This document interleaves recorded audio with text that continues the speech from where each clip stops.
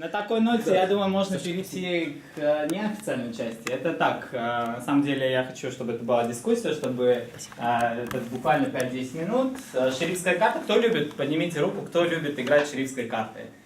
И кто считает, что эта карта легкая? Держите руку. Вот это на самом деле подозрительно, потому что когда у нас было голосование на Фейсбуке, только один человек проголосовал за то, чтобы шерифская карта была, ну вот лекция. Нет, это господин White Diamond. То есть шерифская карта, она одна из самых приятных, с одной стороны, но с другой стороны, одна из самых челленджих. В ней очень много нюансов, которые мы не исследуем. Мы думаем, что вот шериф, все легко, можно пойти проверять, и все, я сейчас покажу, поставлю, какой я шериф, какие у меня мускулы. Но на самом деле это так не бывает. Вот, я долго думал, как можно категоризировать, ну не долго так, но думал, как можно категоризировать, что вот включает в себя шерифская игра. Вот пришел к 3 таким столпам, пусть это будет так называться, пафосно достаточно. То есть 3 вещи. Это сбалансированность, информативные проверки и союзники. Сейчас мы пойдем в детали, посмотрим, что это есть. То есть, может, сбалансированность, это наш господин Лукас любит это слово, балансировать, и, соответственно, ваша шерифская карта тоже достаточно хорошо идет. Что я имею в виду под сбалансированностью? Это по нулевому кругу, даже еще как только вы вытянули карту, вы уже начинаете играть эту шерифскую роль. И есть мафиозы, иногда я, например, так делаю, которые ночью просыпаясь, они могут видеть шерифа. По тому, как шериф сидит, это дыхание, это эмоционал, это зажатость, это все сразу чувствуется. Поэтому, как по мне, один из ключевых факторов шерифа, это нужно в течение всей игры играть нейтрально, в плане эмоций, в плане того, как ты подаешь себя. То есть это не нужно себя вести как супер-шериф, и не нужно себя вести как точно не шериф, который выставляет все, поднимаем, режем, ломаем и так далее. Это тоже не шерифская игра. То есть ночью нужно контролировать максимальное дыхание, а, кстати, со стороны красных это наоборот нужно максимально сидеть, зажато и прикидываться шерифом. То есть когда мафия просыпается, будет думать на красного игрока, что это шериф. Это нужно так аккуратно делать, но красные могут помогать так шерифу, а шериф наоборот должен более расслабленно сидеть и не давать никакой виду, что это шериф. Думайте, что вы красный, по крайней мере. Вот, я хочу на самом деле показать одно видео маленькое, как шериф один у нас говорит, и насколько это палевно, и я хотел бы, чтобы этого не было у нас. Так, я не знаю, это сработает или нет, в итоге мы с Пашей... Сейчас реклама пройдет. Да. Палевное разоблачение. Сейчас я вам покажу, как у нас кто-то играет шерифом. Так, давай.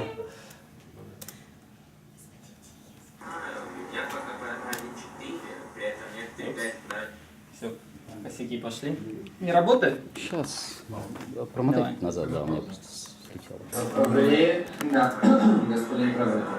Я не знаю, я просто по 1.4, при этом мне нравится поговорить, но смотрите, у Марка минус то, что, знаете, вы заполняете свою речь тем, что отвечаете на темы, которые играют 1-2, но это минус откровенный, потому что она не обсуждает цвета, она обсуждает, то есть, вне игровые темы. При этом эмоционально вы тоже, вы мне хорошо поговорили, но вот это меня останавливает, потому что я, например, увидел, что вот один, он реально старался, я бы с ним на месте Ярко поиграл. А вы не играете. Вы говорите, что один ровный, но можно было бы с ним поиграть, понимаете, а вы говорите, что ровный. Короче, я не знаю, я здесь жестко черного не нашел. Мне пока что все нравятся. Вот я так скажу, не знаю, мне все реально нравятся. Потому что твой, как бы, да, я действительно один говорил. Просто то, что мы с вами можем просто по-разному играть, и... Короче, я думаю, что здесь для мафии. 10 секунд. Я думаю, что вы шериф, господин. У вас Тревори. время, госпожа. Я думаю, достаточно. Ну, это такая типичная палевная шерифская речь. Я думаю, ни у кого, если вы следите внимательно, все размазал, назвал всех красным и очень аккуратно сказал, ну, может быть, там мафия.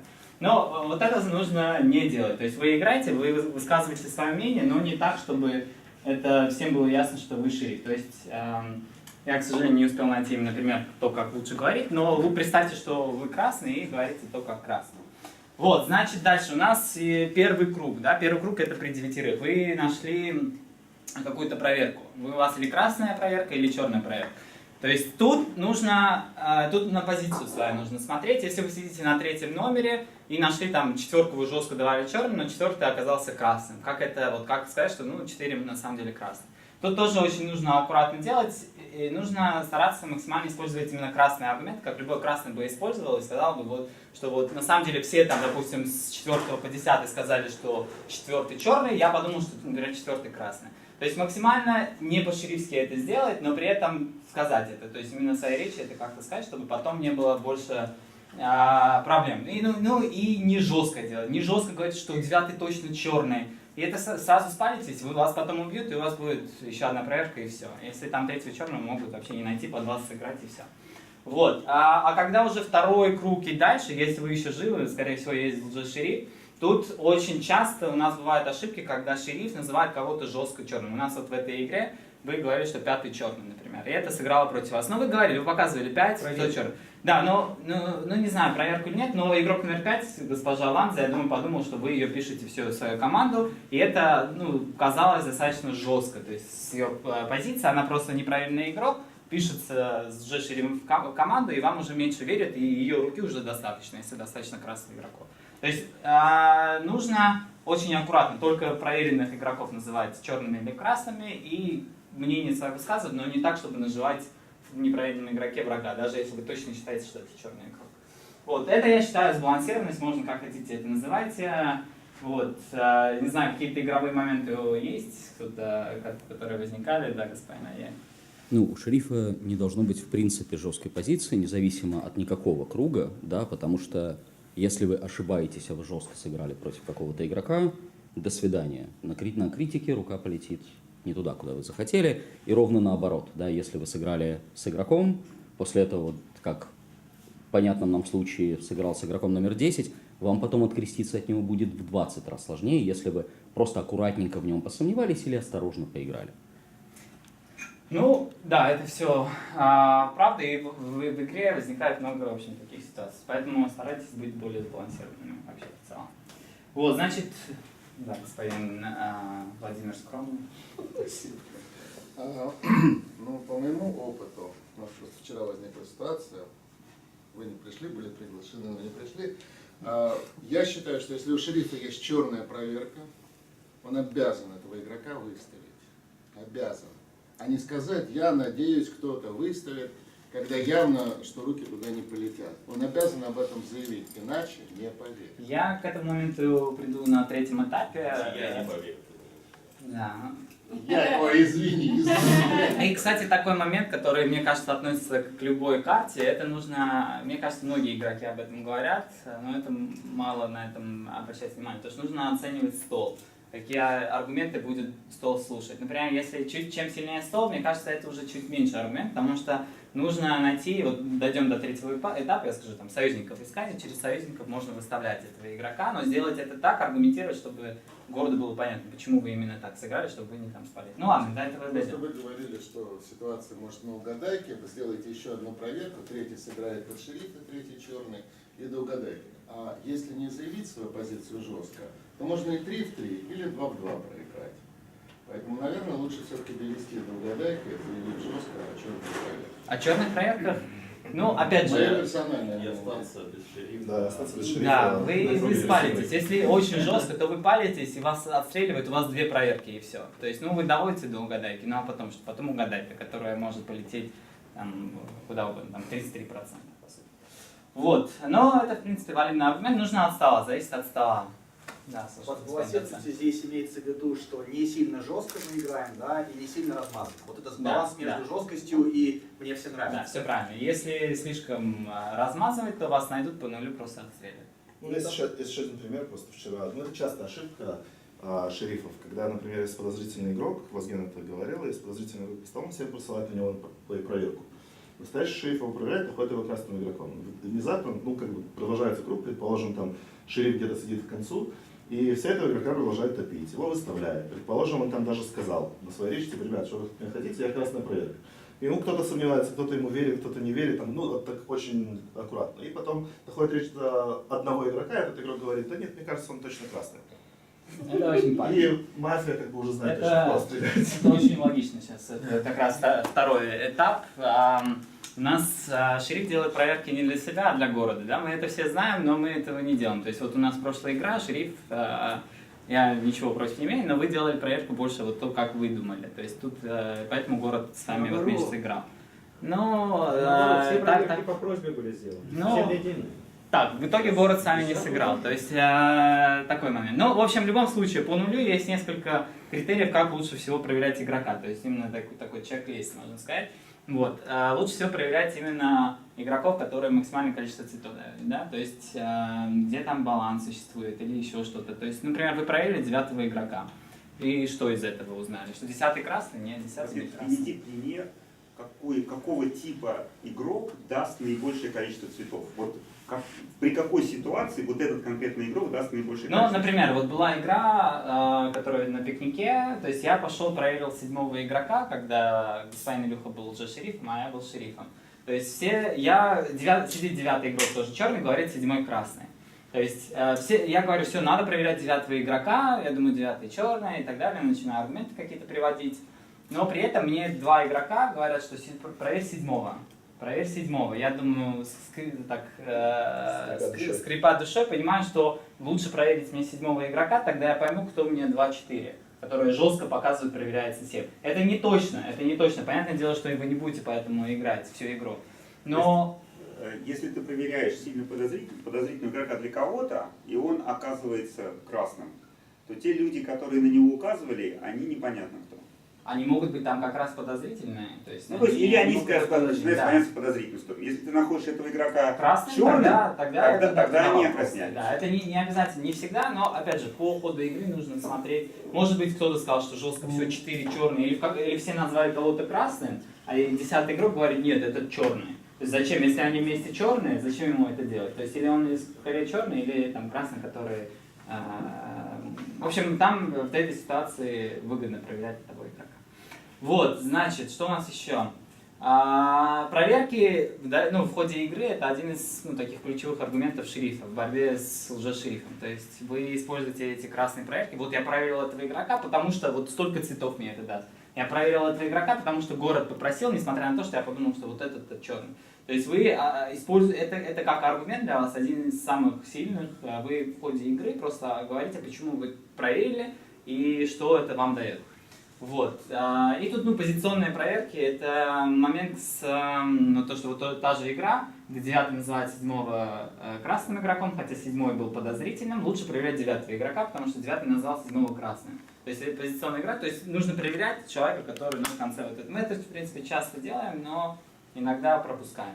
Это можно игнорировать, если, опять же, сильный стол, и можно аргументировать, что вот нет, я проверил того-то, потому что то-то, то-то, то-то. То есть, если есть сильные аргументы, почему проверять 7-го, а как у меня лично был аргумент, что 7-го, вот мне 2 игрока просили 7-го, а не 9-го, хотя я хотел 9-го проверить.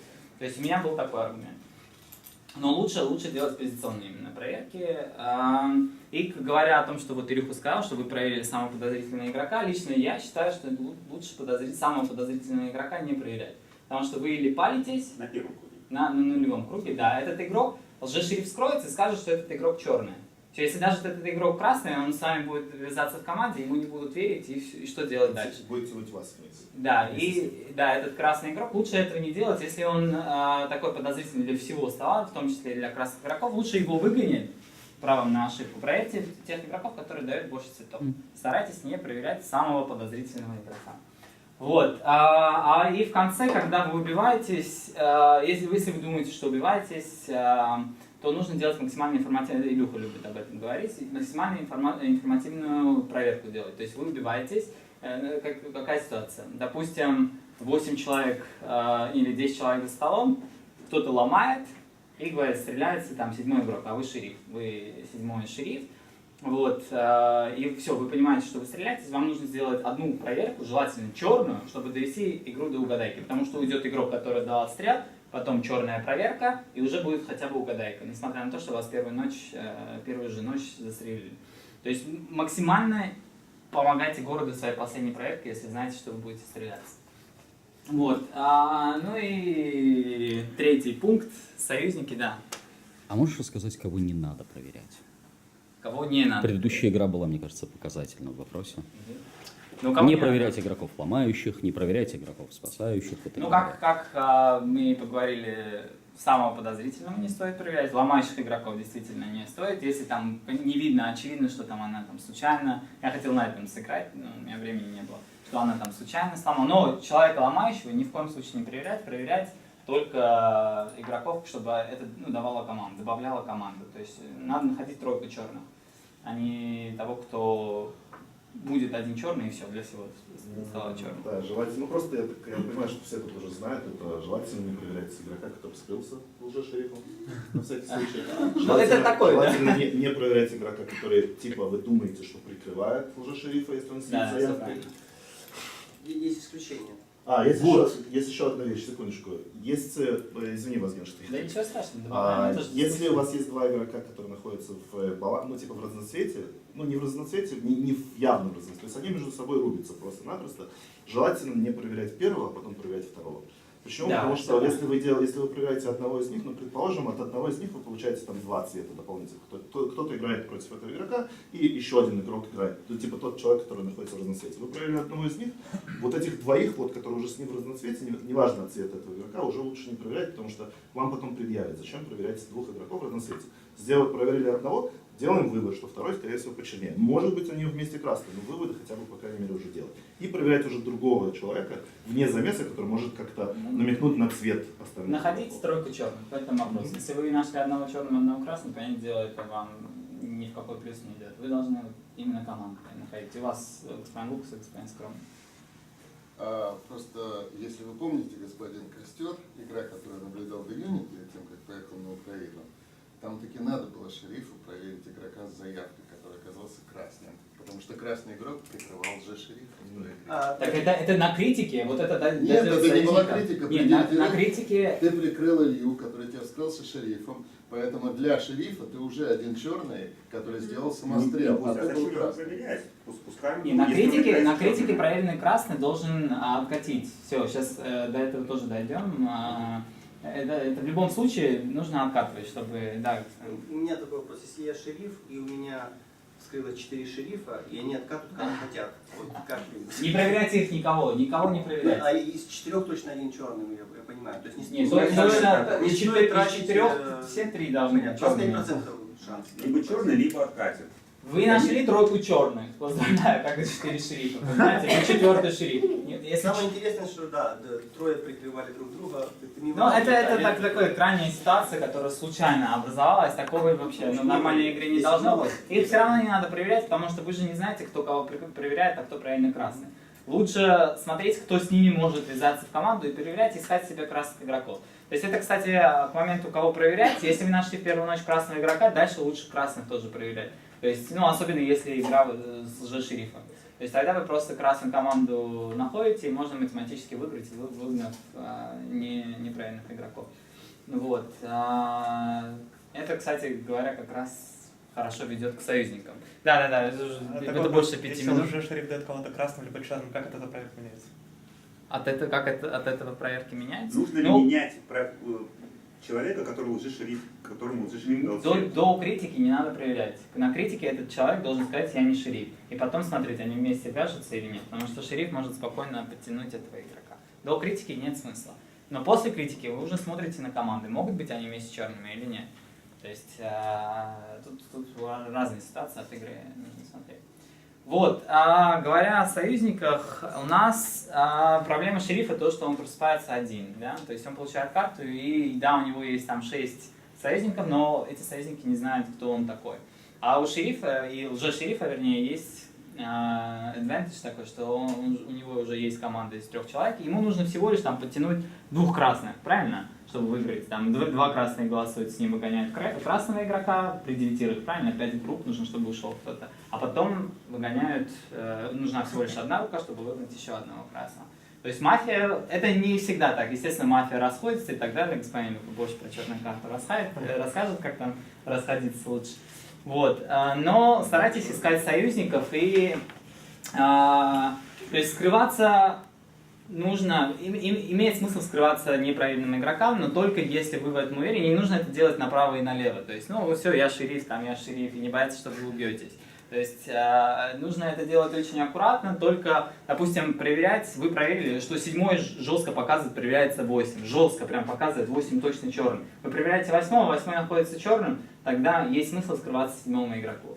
То есть, опять же, вспоминаю, так как это недавняя игра, я шериф на 10 номере, мне 24 показывают, что проверять 7-го, я проверяю 7-го игрока, нахожу его черным, я сразу, как только просыпаюсь, я смотрю на двойку, говорю 7 черный. Все. Это господин Аль Капоне, он помнит эту игру, которую мы проиграли. Мы проиграли 3-3, несмотря на союзников. Вот. То же самое касается... Но это нужно делать аккуратно, так же, как и когда вы даете маяк своим красным игрокам. То есть это не нужно делать так, что смотреть там вот так вот, это вот... Понял меня? Что? Да. Вот это нужно делать очень-очень аккуратно, чтобы... Если черные палят, то тогда смысла вашей красной проверки нет.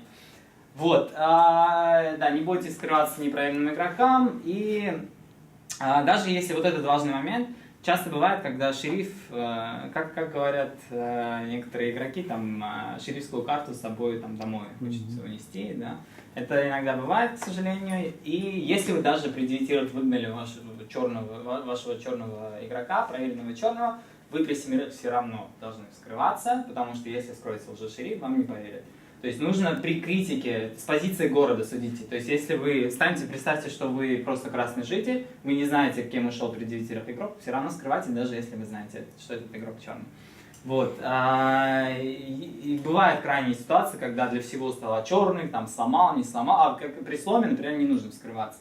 То есть если 10 человек, кто-то в кого-то ломает, просто эти игроки по очереди уходят, не нужно скрываться. Вот, я думаю, это основное, что я хотел сказать. Там много всяких нюансов, да, сейчас можем дообсудить все эти моменты. У меня такой практический вопрос. Значит, есть 3 мафии, так? Я шериф. Допустим, одна из мафий поговорила плохо, или я так сыграл хорошо. Саша поговорил плохо. Лена говорит, проверь Сашу, я проверяю, он находится черным. Лена для меня краснеет. Потом на следующее это самое, Илья говорит, а ты все-таки еще Лену проверь. Я проверяю, она тоже черная, он тоже железобетонный. Потом они ломают 3, там, 3, да? Не, ну, она там 3. Да, очень красиво. Как человек, который железобетонный для тебя красный по проверкам, как до него дойти? Вот как сломать эту с точки зрения города? Ну, тут нужно смотреть, с кем вяжется вот ваш черный игрок. Если вы не находите черного игрока, вы можете возвращаться к тем, кого вы посчитали красным.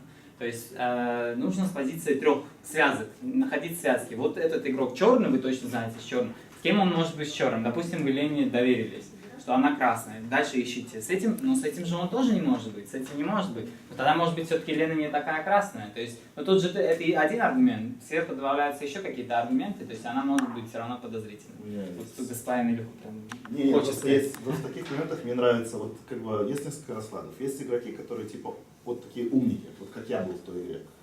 Проверку даю на одного игрока черный, проверку даю на второго игрока черный. Теперь вы думаете, так, хорошо, у меня есть еще один черный игрок, где вот скорее всего вот Илюха красный в тот момент, потому что он показал проверку на 2 черных игроков. Давайте-ка такой расклад. Давайте-ка я проверю Илюху, чтобы найти красного игрока. Потому что если он красный, отлично, он значит, он уже разобрался, кто мафия. Он уже знает хорошо, он мне поможет просто. Если он черный, то отлично, нашли вот умника. Я в таких раскладах, то есть, да, если я чувствую шериф, должен еще, в принципе, думать каждый раз, каждую ночь, что его отстрелят.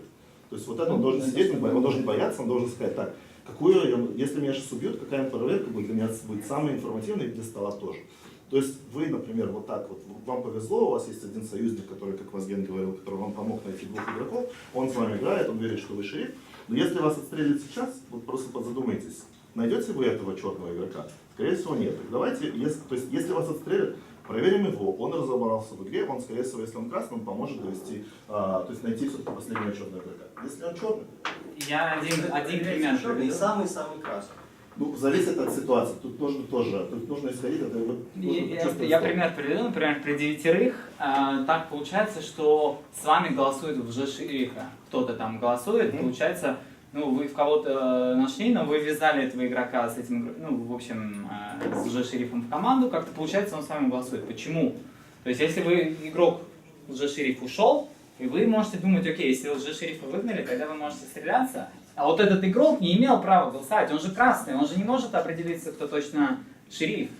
То есть он почему-то взял, пошел, поставил руку со мной, ну окей, тогда я пойду именно проверю конкретно его, потому что если я сейчас стреляю, тогда он может быть черным игроком, или он красный, который правильно определился. Супер. То есть нужно проверять именно этого игрока, который почему-то решил вдруг ставить с вами в группу, когда он просто красный. Вот. Еще какие-то, да, господин Холмс? Это вопрос не столько о шерифе, сколько о помощнике шерифа, которого прикрывает, которого убивает, и он уходит шерифом. Вот Так нельзя. Так вот, у нас уже было два случая, когда в одном случае нельзя и город проиграл, в другом случае нельзя и город выиграл. Нет, ни в коем случае вообще нельзя так делать. Был у нас один случай, когда Илюха мне скрылся, я уходил и не ушел. Да, но я, например, не вскрылся, потому что в любом случае нужно откатывать, говорить, что ты не шериф. Но когда нет другого шерифа, то есть лже-шериф должен скрываться, или другой, ну, в общем, второй настоящий шериф должен скрыться, тогда уходящий игрок, он точно скажет, что нет, я не шериф. То есть в любом случае нужно откатывать на самом деле, но в той игре, то есть если нет другого шерифа, есть один шериф, никто другой не скрывается, тогда еще можно это сделать, но это очень супер рискованно, и лучше так не делать. То есть итог, если вы на дальней дистанции, так лучше не делать. Вот. Если вы правильно красный прикрываете шерифа, на критике всегда откатывается. Да, много уже говорим, на самом деле.